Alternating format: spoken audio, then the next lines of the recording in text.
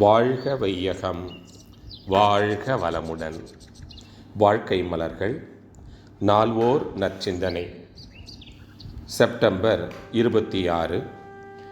தலைப்பு: வினையும் பயனும்.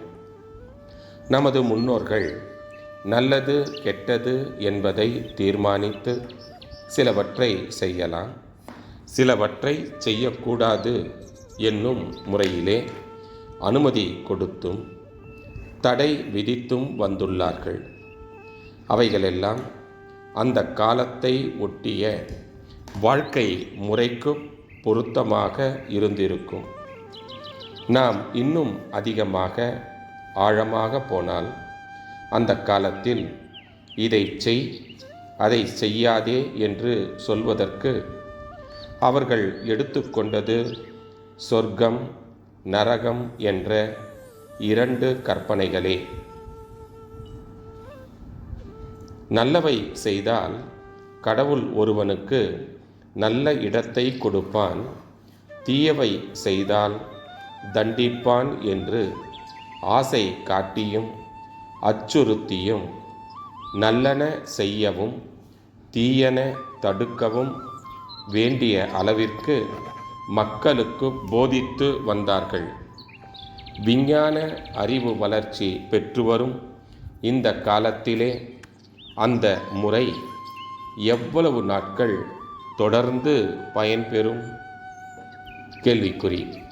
இன்றைக்கு என்ன வேண்டும் என்றால், ஒவ்வொரு செயலுக்கும் ஒரு விளைவு உண்டு என்ற இயற்கை நியதியை மனிதன் உணர்ந்து கொள்ளக்கூடிய அளவிற்கு சிறு வயதிலே இருந்து படிப்படியாக விளக்கி அந்த உணர்வு ஒவ்வொருவருக்கும் வந்துவிட வேண்டும். இதை செய்தால் அதன் விளைவு இதுவாகத்தான் இருக்கும்.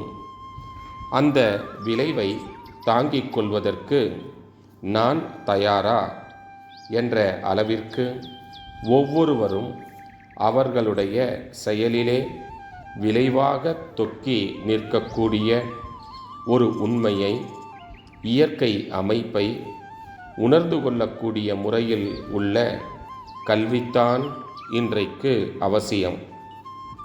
செயலிலேயே விளைவு இருக்கின்றது என்பது தெளிவாகவும் உறுதியாகவும் உணர்ந்து கொள்ளப்பெற்றால், ஒரு ஆசை எழும்போது அதனை நிறைவேற்றி கொள்ள செயலில் இறங்கும்போது நல்லது அடைவோம் என்று நன்மை செய்வான்.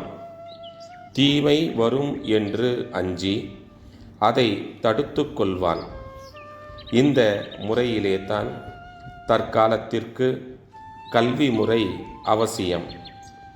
வினையும் பயனும் என்ற முறையிலே ஒரு தெளிவான பொறுப்புணர்ச்சி ஏற்படுவது இன்று எல்லோருக்கும் அவசியம். அருட்தந்தை. வாழ்க வளமுடன். தொடரும்.